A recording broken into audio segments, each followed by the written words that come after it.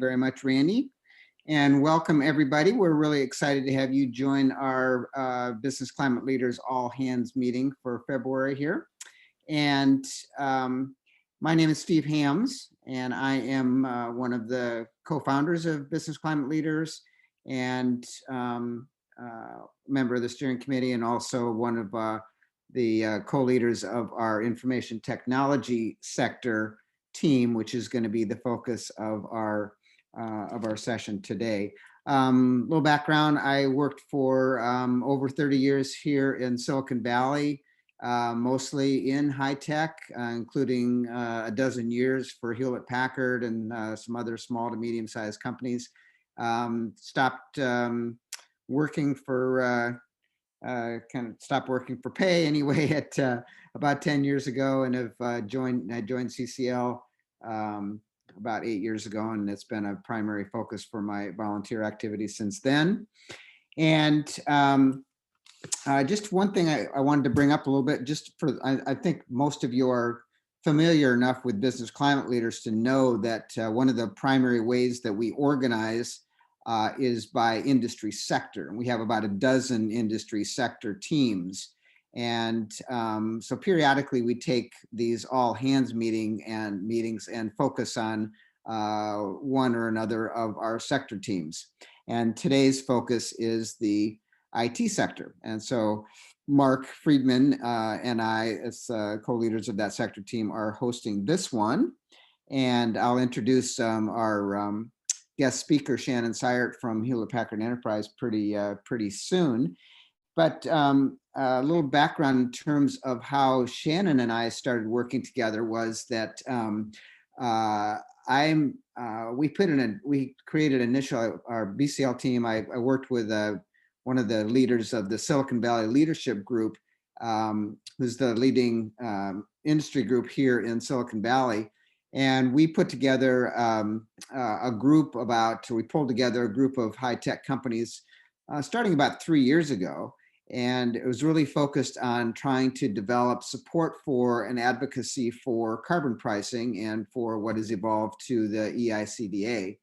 And Shannon and HPE and Shannon have been a key part of that group. We've met, I think, 4 or 5 times now over the 3 years, and we're getting closer and closer to kind of group advocacy for carbon pricing, and we've kind of come to agreement at this point that most of the group is going to support a set of carbon pricing principles as an initial start. But Shannon has been a terrific leader within that group, and so when we put this session together, we thought it would be terrific for her to be our featured speaker. And one of the great reasons for that, I think, is the terrific job she's done within Hewlett Packard to meet with and really engage with and develop the support of all of the stakeholders within the company to come out with a supportive position for carbon pricing. And that is not trivial to do in a large company. And she'll share her experiences that as part of her remarks, and then she'll take Q&A. And then after Shannon, then Mark and I are going to focus on the IT sector and what we've been doing to grow that team and what some of our priorities are going forward. And of course, make a pitch to have you join our efforts if that's something that you'd be interested in. So let me introduce Shannon at this point. Shannon is the manager of sustainability initiatives at Hewlett Packard Enterprise. She's been with HP for about a little over 3 years, over 10 years in the environmental sustainability area in the high tech arena, a master's in environmental management from Yale. And in her capacity at HP, she's really been the force behind the company's significant commitment to reduce greenhouse gas emissions by 55% by 2025 and carbon neutrality by 2050. And she's really been the driving force also behind HP's leadership status among global companies in climate disclosure projects climate change disclosure. So she's had tremendous experience in this arena. It's been wonderful working with her as part of this effort that we've been working on for the last 3 years. And Shannon, I'm going to turn things over to you now. Sounds good. Thank you. And thank you for that lovely introduction. I have some slides that I will share with everyone. One moment.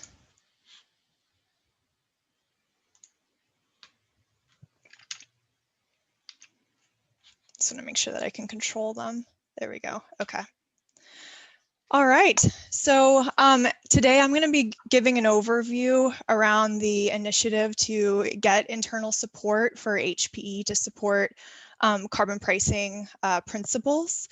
And I will kind of go through the whole process, the lessons learned, and then there's some other initiatives that I will cover that I think might be relevant and interesting to this group.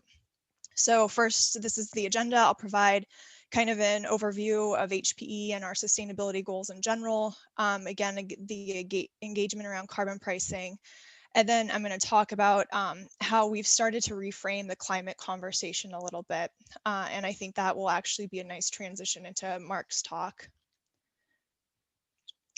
So HPE is really in a position where we are trying to lead the transition to a low carbon economy. And this is something that we are talking to with our customers, with our partners, with our logistics providers, et cetera, et cetera. These are kind of the three main pillars of our strategy. So they focus on IT efficiency, good product lifecycle management, focusing on substances of concern in our products, obviously the climate and environmental impacts of both our operations and supply chain. We also have a strong social element as well, focusing on inclusion and diversity, employee engagement, development, well-being, the social applications of technology, and sorry, I'm going to minimize that, and the operations that we're operating with responsibility, so that we operate with integrity, that we have good corporate governance, ethical behavior, data security and privacy all kind of fall into those realms. So this is essentially the E, S, and G of the Living Progress team at HPE, which I am a part of. And HPE over the last several years has received several awards and recognition. For 2 years in a row, we were identified as the industry leader on the Dow Jones Sustainability Index. In 2020, HPE was identified as the world's most ethical companies. And in 2019, EcoVadis, we had a gold CSR procurement rating. So these are awards that we are very proud of at HPE. And it's not just the awards or the recognition, but we are actually seeing a stronger and stronger business case for sustainability initiatives, specifically around energy, specifically around climate. We are seeing that customers want a partner and want to procure from someone that will help them transition to a low carbon economy. In FY19, sustainability related customer engagements contributed to a net increase in approximately 585 million in revenue, which was an 88% year-over-year increase. HPE responds to the CDP climate disclosure every year. We receive several requests from our customers to disclose. So this past year, we received 45 customer requests, which represent approximately 623 million in revenue. Many of our customers, similar to us, have also set science-based target initiative goals, meaning they're setting greenhouse gas reduction goals that align with climate science. And of the 311 companies that are committed to RE100, meaning that they are committed to 100% renewable energy procurement for their operations, about 132 or approximately 42% are HPE customers. So I'm presenting all this to communicate that the business case and the strategy for HPE around climate sustainability is focusing more on the customer and the revenue generating aspect. These are HPE's current climate goals. We have a greenhouse gas reduction of 55% by 2025 compared to a 2016 baseline. That we were one of the first companies to set a science-based target that aligned with the new 1.5 degrees C scenario after the IPCC issued that report in October of 2018. We also have goals around renewable energy procurement, a reduction in our suppliers' own emissions, and also an engagement goal for our suppliers for them to set their own science-based targets. We have an energy performance goal for our product portfolio, and then a goal that was announced this, it was in 2019, is reducing emissions, absolute emissions from our transportation and logistics. Again, setting a trajectory that aligns with a 1.5 degree C scenario. And HPE is also committed to be net zero, or a net zero GHG emissions commitment across our value chain by 2050. Similar to a lot of companies that you can see recently, and also similar to, I think, Biden's commitments that he stated, which again is aligned with climate science. So HPE over the last several years has been gaining momentum in building this business case. And that was really critical in engaging on some of the carbon policy requests and initiatives that Steve talked about. So this is kind of like a four-step process of what we really went through in order to convince others internally that we should support carbon pricing principles. And the first, which I first covered, is building whatever your company's business case is for a climate strategy. So for us, it is very customer and revenue driven. I think that is both kind of the culture of HPE and just the focus of the technology company, but there are other companies where the strategy could be a social license to operate, or talent attraction and retention. So whatever it is, it's important to very clearly articulate how climate helps serve your company's business strategy.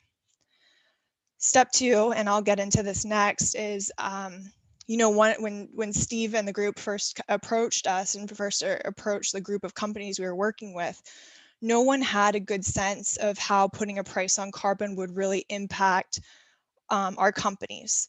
Everyone kind of spoke in generalities, more or less. So we engaged on a data-driven assessment to evaluate a carbon price on business. And that was the Aligned Incentives Carbon Tax Assessment, which I'll go into in a little bit. We also had to complete, once that was over, some research about customers, competitors, and partners, and what their relative positions were on putting a price on carbon, and also understanding the policy landscape, which was really important for our government relations folks. And then the last step was just stakeholder engagement and education with all of the information that we learned. So the carbon pricing study. This was conducted by Aligned Incentives. I believe if you go to their website, you can ask to download this assessment if you are interested. But the study modeled the potential costs of two carbon tax. It was the CCL and the CLC, those two different policies on 4 different companies, all technology companies. The results that I'm going to talk about are really focusing on kind of a US only tax that would be affecting the company's scope 1 and scope 2 GHG emissions, meaning it would really just be affecting their operational emissions. So things from electricity or any fossil fuels that they may burn on site. And in general, from a relative perspective, that 3 of the 4 companies saw an average of a 0.2% increase in OpEx, which is relatively small in the context of everything. The 4th company, which was a heavier energy user, saw a 0.79% increase in OpEx expenditures as a result of, as the average result of the carbon tax proposals that were modeled. However, but what was also interesting is that there was forecasting of the potential increase in eco sales that would come also with the carbon tax. And 2 of the companies saw an average of a 0.24% increase, and 1 company saw a larger increase, slightly over 1%. And eco sales, the revenue from which essentially compensated for the increased, the slight increase in OpEx from the carbon tax. So the overall impact I think was projected to be much greater. And it was interesting to see these numbers and actually put them in context of the company's operations, what the impact would actually be. The other really important takeaway from this study was that implementing a carbon tax in terms of the effect of all the other efforts that a company engages in, retrofitting buildings for energy efficiency, different types of renewable energy procurement projects, et cetera, the kind of marginal effect of having a carbon tax in place, the amount of greenhouse gas emissions that would reduce for the company across its value chain compared to the level of effort and investment with all those one-off projects was much, much greater.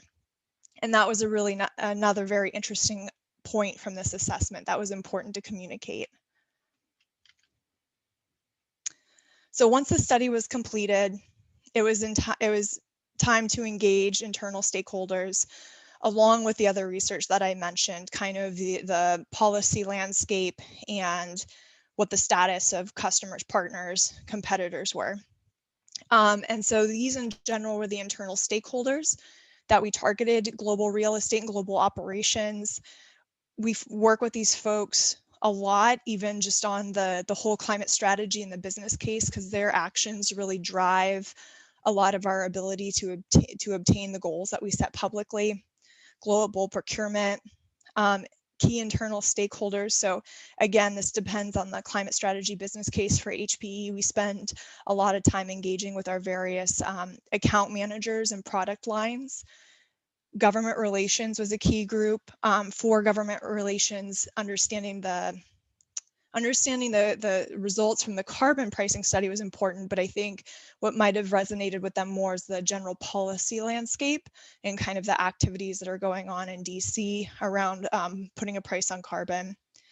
Tax and finance and legal. So these were all the groups in general that we talked to about this effort, reviewed the results of the study, and kind of got them comfortable with the idea.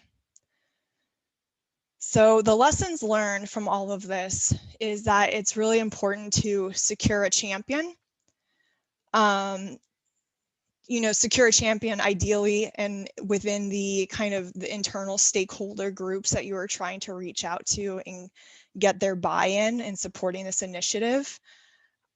You should also give yourself plenty of time to kind of do this type of engagement, because many times you have to come back and have similar conversations over and over again, and it can take a while for folks to become comfortable with these ideas if they're new around climate advocacy, putting a price on carbon. There's also a steep learning curve on a carbon tax and what the purpose of that really is. So I think that kind of explaining that it is essentially trying to internalize a market externality, that it's meant to be a market-based mechanism for controlling greenhouse gas regulations. Those are new ideas for a lot of folks, so I think it's important to communicate that. The more data you have and the easier you make that data accessible to a wide audience, the better off you will be. It's also important to be extremely clear in our ask. So HPE supports a set of carbon pricing principles. We don't support any one piece of legislation. And that was a really important nuance for our government relations folks who are engaging with different folks in DC and on the Hill and need to maintain kind of negotiating room, if you will. It was easier for them to come on board with a set of principles than necessarily throw their weight behind any piece of legislation. Be persistent with messaging, find and win over trusted subject matter experts. For us, there was one individual kind of in the tax department who is a trusted, kind of like a trusted person to our government relations folks. So it was important to speak with him. And then lastly, and kind of transitioning into some of our other efforts, is we, in the last few years, have been reframing the climate conversation. And I think we've been getting a lot more traction with that reframing, which I'll go into in a few minutes. So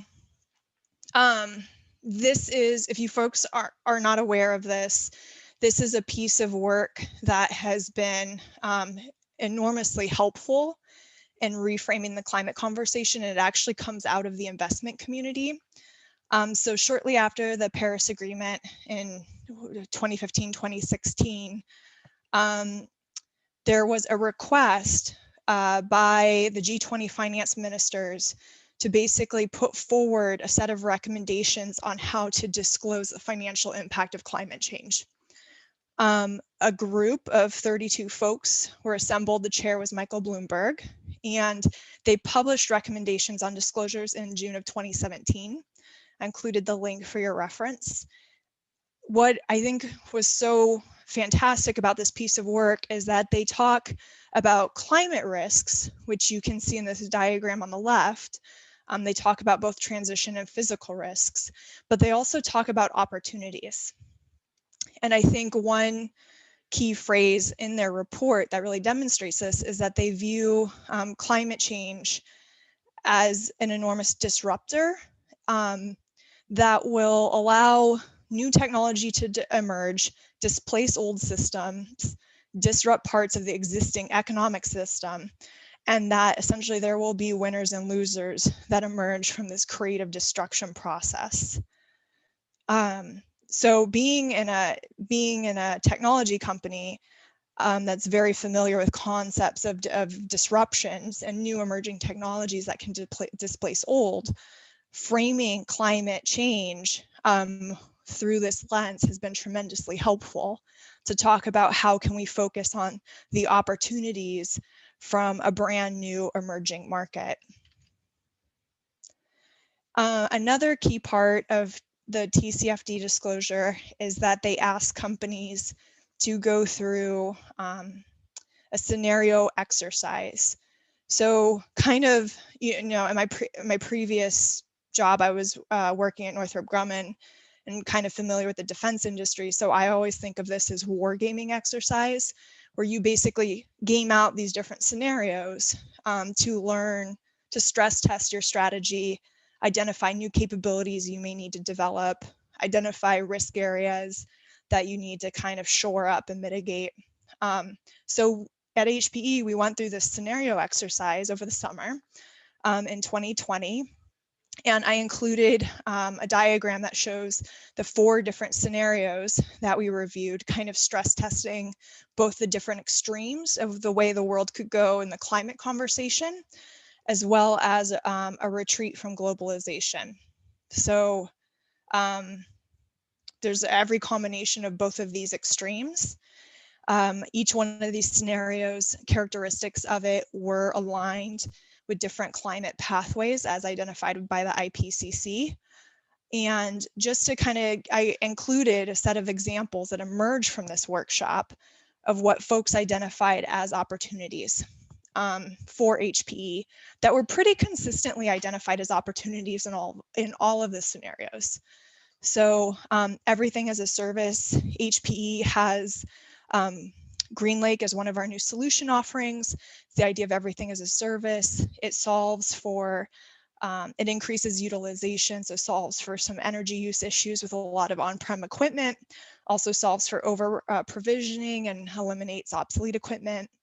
Ideas that HPE's intelligent edge with everything kind of connected and computing at the edge would be really critical in a lot of these future scenarios. The global need for increased cybersecurity, a sharper focus on renewable energy and technology to support it, emphasis on the circular economy and asset upcycling, and, oh, sorry, that's a typo, but energy effectiveness of technology as a differentiator, which is wonderful that, that folks through this exercise independently, without me leading them, identify these opportunities. And just to give you an idea of the types of people that participated in this exercise, we had folks from global real estate, our ethics compliance office, our government relations folks from India, state and local and trade, legal and corporate securities, folks from different business units, edge compute, financial services, HPE Point Next, someone from our logistics team, someone from our security, someone from the chief technology office, business continuity, investor relations, enterprise financial reporting. So it was wonderful to see folks that never really touched the climate conversation go through this exercise and identify these opportunities. And that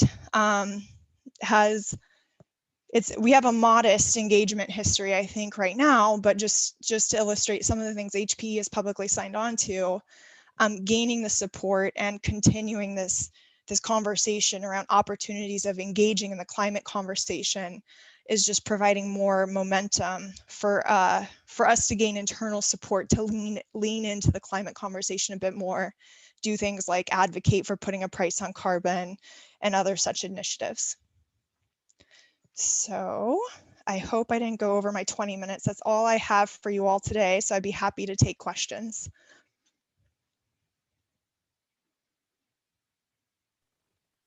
Fantastic. Yeah, thanks so much, Shannon. It's wonderful. So, so we do have a number of questions in the chat. So why don't I kind of start the Q&A by reading a couple of these, and then if people have other ones, you're free to unmute yourself. And after we do 2 or 3 of these, I'll invite people to ask some real-time ones. So here's one question. What are eco sales and how do they differ from other sales driven by other customer values? And are these significant for tech companies? So eco sales, we have various product lines that we have identified as being eco-friendly, and it usually it focuses on things on improvements on energy efficiency, and also, you know, like our financial services, kind of asset upcycling. And these are, well, for a few reasons, for both the climate reason, but also because customers are always trying to manage their energy footprint. These are kind of products and solutions that we're always trying to kind of push and promote.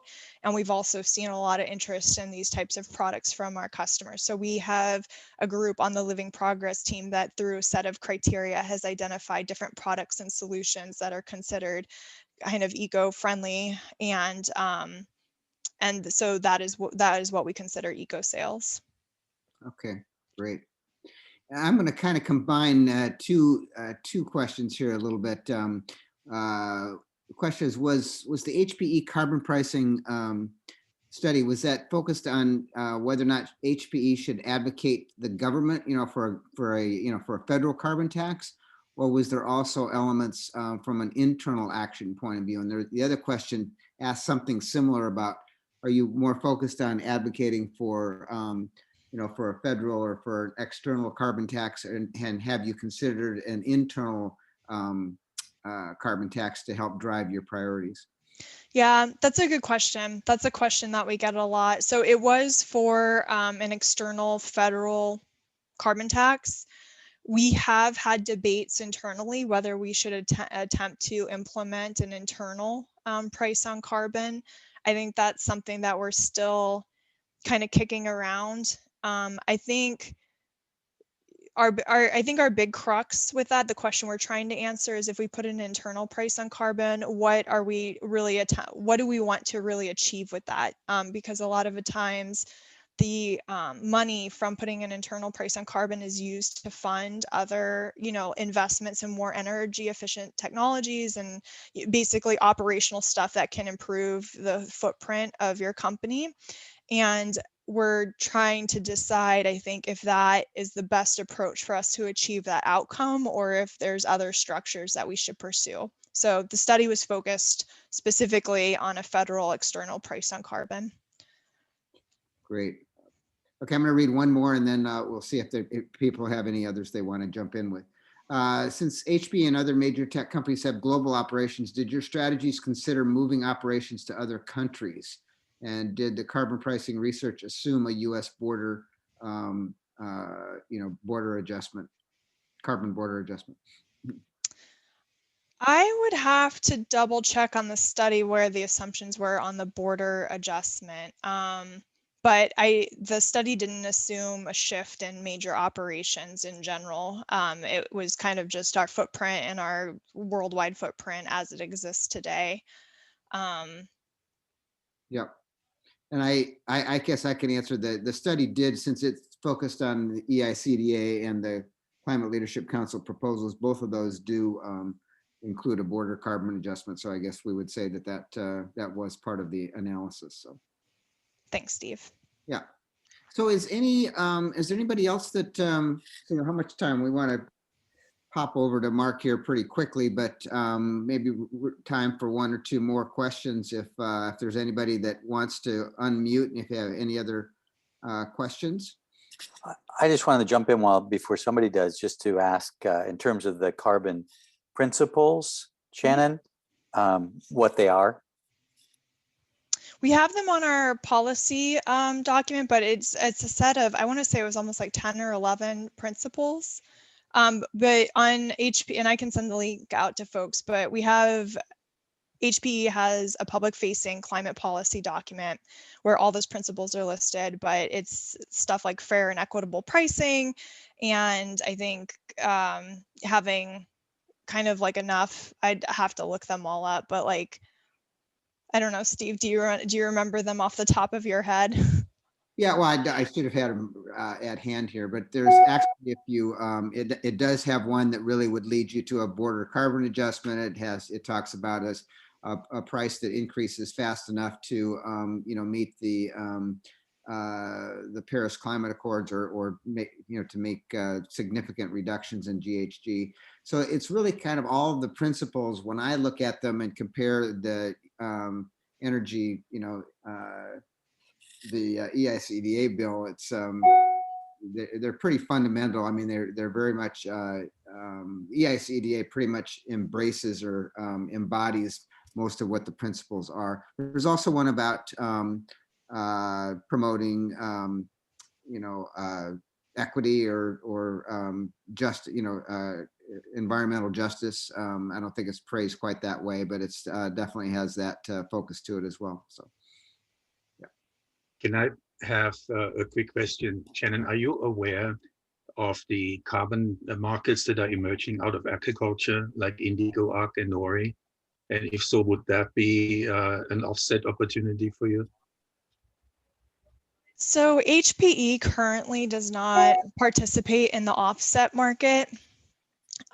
We, again, in our climate policy, we kind of set a hierarchy of investments and targets that we're going to focus on, and offsets is at the bottom because we're focused on efficiency, getting more renewables onto the electricity grid, kind of deploying new technologies to actually reduce greenhouse gas emissions. I think we've had a number of questions around our participation in the offset market from customers, or at least a handful. And I think that that's something that we might have to think of going forward. But it's always a balancing act of, I think, correctly investing in offsets, but not using that as a crutch to not push as aggressively as possible on the innovation front. So we're not there yet, but we might consider participating in the offset market in the future. Yeah, I have a quickie, if I may. Mm-hmm. Shannon, first of all, I was really impressed with the list of parts of HPE that you brought into the scenario planning exercise. It kind of reminds me of the all government approach that Biden's taking. I hope it works out that way, that they have as much success as you're having. My question is, we're looking at the next couple of months, 3 months, maybe 4 months as a really unique window of opportunity that we haven't had in a decade for getting a price on carbon actually legislated and signed by the president. Given that you did this kind of an exercise and the government affairs has been involved and brought in, do you know if they're planning to do any lobbying for a carbon tax in the near future? Because we feel that this is the time when that voice is really needed. Yeah, so within the last week or so, I've been in contact with our government relations team in DC, and historically, it's not the folks on our government relations team talking on climate is not within their kind of comfort zone. And so just getting them to the right place to have the right conversations has been a bit of a challenge, but it seems like now they are especially engaged, and they're actually, we're putting together kind of a advocacy plan for them. I think with the help of a consultant to kind of get them connected to the right groups within DC. So I'm hoping that we can get them to start kind of talking and approaching folks about putting a carbon tax or putting a price on carbon. So it's not up and running yet, but within the last week, they basically said, we're going to do this. We're putting together a plan. We've had the blessing from our leadership that we can start, running around DC talking about climate issues. So I'm hoping that we'll start to see some good activity from them in the near future. That's And terrific. I'll just add quickly to that, and then we probably should transition over to Mark. Shannon and I talked about engaging with perhaps engaging her government relations people and Shannon with Danny Richter with the CCL staff to talk about if they as they consider lobbying for carbon pricing, what would that what would be most effective, and how could the CCL team really provide them with some information and some guidance that could help them. So Danny's been a key part of these meetings that we've had with the SVLG, and Shannon's is familiar with him. So we're hoping to be able to kind of bring those teams together. Great, great. Okay, Shannon, that was wonderful. Thank you so much for your time, and that was I think such a compelling view into all of the things you've done at HP. And I think for the purposes of of people who are advocating for carbon pricing and trying to work with businesses to give people an understanding of the the things that really go into building internal support, I think is just a really big plus. So really, really appreciate it. Thanks so much. And I think you're going to stay with us for the rest of this, right? So we can, if we have other questions that come up after Mark presents, then you'll be here as well. So I'm going to turn things over to Mark Friedman now. Mark, you want to take things away and get us into talking about our IT sector team? Great, thanks.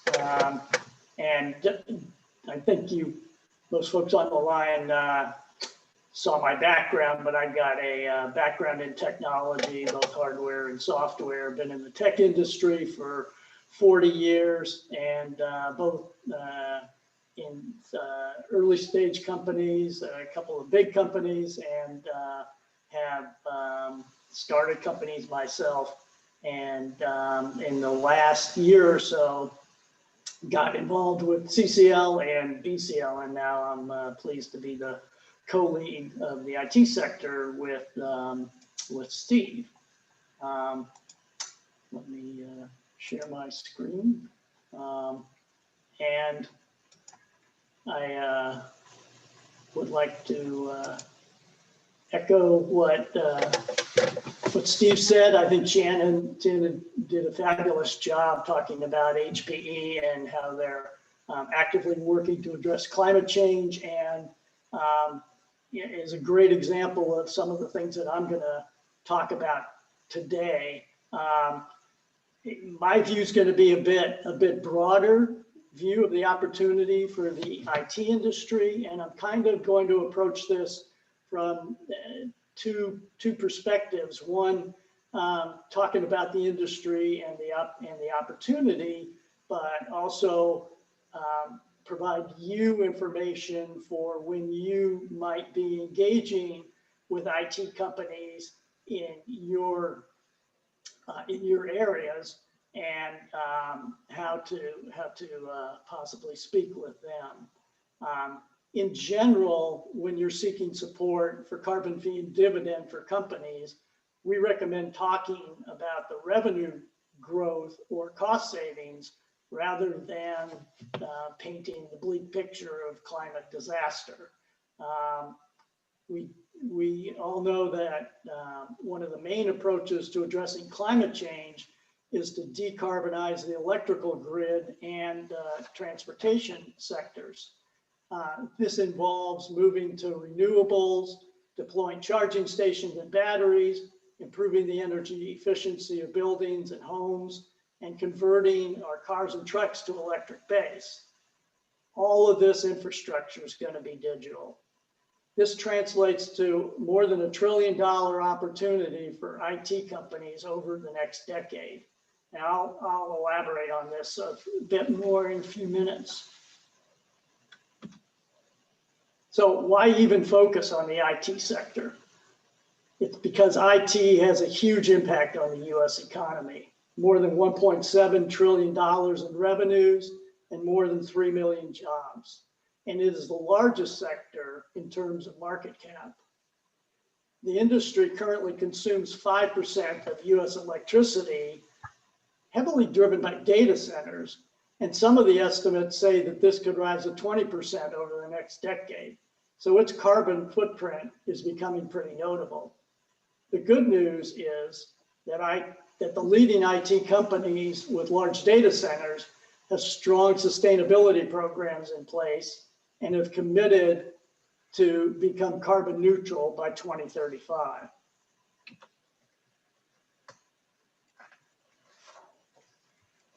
So carbon fee and dividend presents major opportunities for IT companies in two different ways.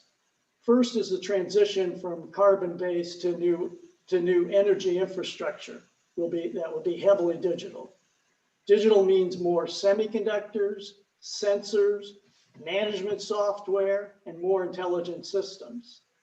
We're already seeing some of the early examples of this with the deployment of smart home Internet of Things that we all live with, such as thermostats, laundry equipment, even the refrigerators in our house are becoming IoT endpoints. Clean tech software for wind turbines, household and utility solar, microgrids, and building energy efficiency is becoming increasingly developed and deployed. Smart controllers with embedded firmware are being added to furnaces, air conditioners, and other household appliances, which we're all seeing. And these are just a few examples of the thousands of applications that are going to emerge to manage and save energy in the new energy economy. The second major opportunity for the industry is the additional $4,400 in funds that will be available to families from the dividends estimated by the year 2030. For 70% of those families, some discretionary income will be available for their spending on things like cell phones, laptop, broadband services, SaaS subscriptions, and other consumer technology. That's a major growth potential for the industry. So in addition to increasing opportunities, carbon fee and dividend promises to lower costs for those companies that support it. Shannon gave some great examples of things that they looked at HPE. Banks and insurance companies are reviewing their clients for their climate change preparation and rewarding those that they assess are properly prepared with lower fees. And studies have shown that employee retention is higher for companies that provide strong support for environmental, social governance initiatives, the so-called ESG companies that Shannon also referred to. And as the price of carbon rises, it'll become much easier to justify carbon reduction projects which more and more companies are mandated to do. You may also be wondering what impact carbon fees will have on IT companies. And as was mentioned in the Silicon Valley Leadership Group study, they concluded that it's far less than 1%. So either increased revenues or very small price increases would pretty much offset that.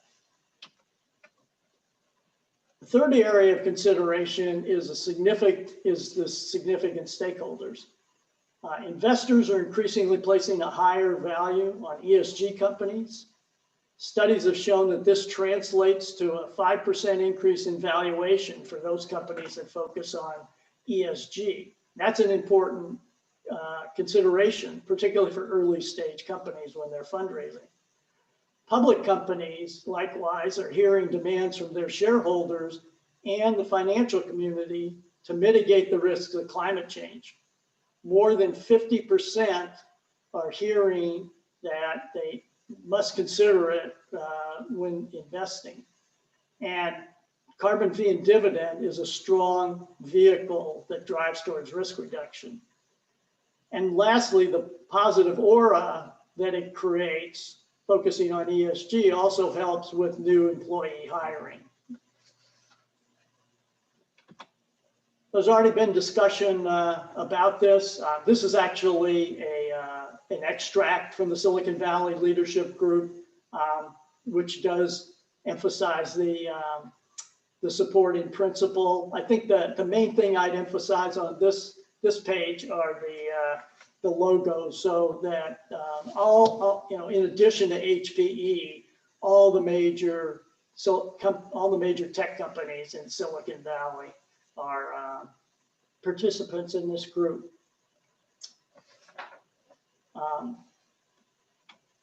And the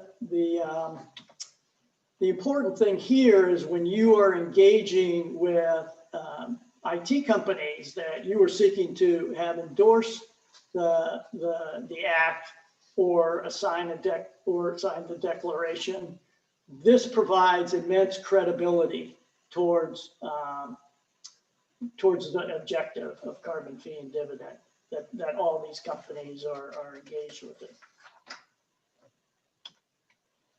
So as Steve mentioned at the beginning, we are looking for people to join the IT sector team. We're looking for people either working in or interested in the tech area to help engage companies to endorse the Energy Innovation Act or to sign the declaration. There's outreach and presentations involved, so you should be comfortable with that. And you can check it out on the IT sector webpage on the BCL website. And then contact either me or Steve. I'll have our contact information at the end. And of course, even if you don't want to become active in the team, we're always available. Steve and I are always available to help if you do want outreach to IT companies. And we do get contacted regularly for that kind of support. So that was brief, but thank you for your time, and happy to answer any questions if there are any. Mark, I might suggest one thing, and you mentioned the declaration. You want to talk a little bit about the IT declaration? Yeah, sure. So there is a declaration. It is available on the IT sector website. It basically walks through the statement of support. It's much aligned with the idea of the basic principles, and it's easily accessible on the website and can be supported in a few minutes. Anything you wanted to add to that, Steve? Just that it's in line with, we have a number of declarations like the wine and the beer declarations and health declarations. That's another way for companies, if they're not ready to, fully endorse the EICDA. This is a kind of a first step towards that. As you said, it's kind of principle based, but it does talk about EICDA being a type of, an example of legislation that would meet those principles. So, yeah. So are there any other questions that have come up on the chat, or is there? I'll open it up here real quickly. I think we've got, I'm going to turn things back over to Randy here in a moment. I think there's a couple of other BCL announcements or things we wanted to share, but kind of one last chance if there's anybody that wanted to chime in with a question or comment. I have a quick question. That is, if I know somebody in an industry that does a lot of tech, is an IT big in data centers and that. And how do I ask them to approach their company? Do I ask them to approach a sustainability person if they're close to the CTO? What strategies do you suggest? Well, that's a great question. I think it applies to just about all companies and industries that that we approach. You know, very typically, approaching somebody within the sustainability arena is kind of a natural one, because those are the people that are focused on this. They tend to have a good understanding of what the issues are. Also, government relations can be an on-ramp. The other thing that I would say, though, is if you have a contact with a high-level person within a company, that can be, that's great. I mean, go for that, because they're the ones that can really make things happen within a company. I mean, I had one company I had a chance that I happened to meet at a fundraising for a nonprofit. This person who was a head of a major business unit, and he introduced me to the CEO, and that's who the first person I had a meeting with in the company, and they wound up supporting getting involved with us and being very supportive of carbon pricing. So I'd say very often sustainability and/or government relations, but high level can be great too. Okay, so if I have the high level connection, what's the next step? I ask for a meeting. I ask to present. What exactly has been effective to present to a person like that? Yeah, I think we can definitely help you with that, or help because we've got a number on the IT resources and the BCL resources. There's sample initial meetings and information that you can provide. So that's probably the best thing that I could direct you to. And you're welcome to reach out to Mark or I as well to help with that. Steve, I'd just like to add, we actually have a process laid out that we could walk you through in a few minutes. So yeah, if you can reach out to us, we'd love to show you how that works. Yeah. It'd also be great to know, just has anybody already approached them and how that worked out, if so. A specific company, if you go on the, if you're familiar with the Grasstops engagement tracker, that's the first place to go to see if anybody's been connected with that company already. That's on the CCL website. On the community area? Yeah. Exactly. Okay, I'll look there.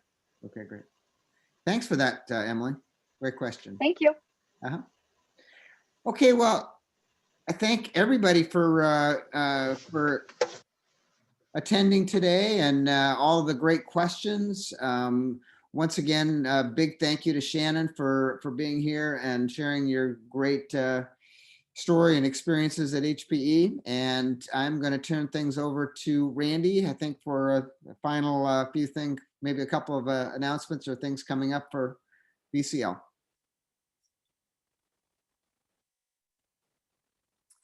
Thanks, Steve. Really appreciate it. Really appreciate it, Shannon and Mark as well. I'm just going to go through a couple of things here.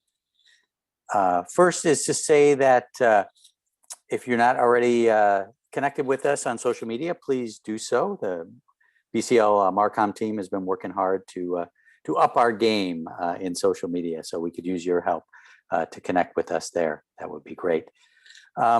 We are planning, kind of the big announcement is on April 13th. We're planning on a corporate advocacy conference, which is going to be inviting all the people who have endorsed the EICDA, CFND, all the assorted things, carbon pricing principles that we've done over the years, and inviting them to join us, as well as new companies that would like to get involved with us and want to learn more about carbon pricing, to get up to speed on what we're doing, how they can be involved for climate advocacy and promoting carbon pricing, and all as a on-ramp to June Lobby Day, for CCL's June Lobby Day, and getting more companies to join us for those virtual meetings. So that is set for April 13th. More information coming your way soon. And just wanted to put up here assorted resources that BCL has. Encourage you, if you haven't seen already, bclresources.com. and you'll see background information on engaging companies, as well as if you go into the industry resources, you'll see the different sector teams, including IT.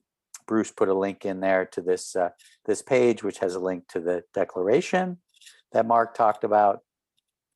Oh, that's not it, but it is there. That's There we go. bclresources.org, not .com.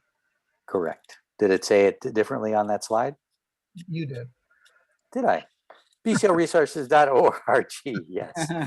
And if you're not a member of Business Climate Leaders on Community, please do go there and click join us so you can keep up to speed on the different activities like this wonderful session that we had tonight. And of course, our main site, businessclimateleaders.org, which is our outward facing corporate site to share with anybody and everybody.